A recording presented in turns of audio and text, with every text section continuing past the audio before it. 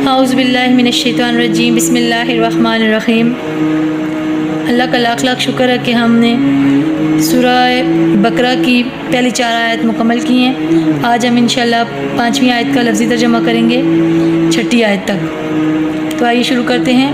اولئک، یہی لوگ، اعلیٰ اوپر ہیں، ہدن ہدایت کے، من ربہم اپنے رب کی طرف سے، واولئک اور یہی لوگ، ہم وہی، المفلحون فلاح پانے والے ہیں۔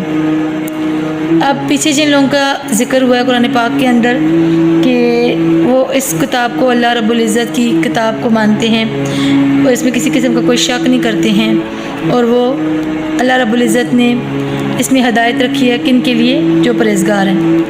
پھر وہ لوگ جو ایمان لاتے ہیں غیب پر اور وہ قائم کرتے ہیں نماز کو اور اللہ کے دیے ہوئے رزق میں سے وہ خرچ کرتے ہیں۔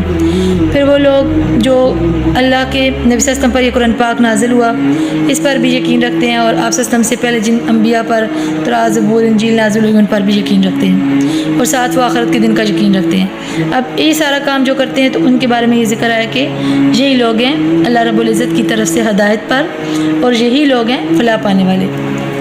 تو اب اگلی سورہ کے اندر ہم لوگ جو لوگ انکار کرتے ہیں اس کے بارے میں پڑھیں گے۔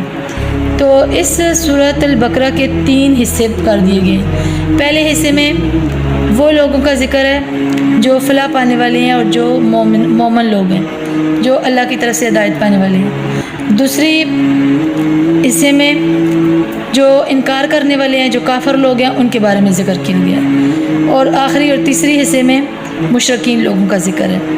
اللہ رب العزت سے دعا ہے کہ ہمیں سے ایمانوں میں قرآن پاک کو سمجھنے کی توفیق عطا فرمائے اور دوسرے لوگوں تک پہنچانے کی توفیق عطا فرمائے۔ وآخر دعوانا ان الحمد للہ رب العالمین۔ السلام علیکم۔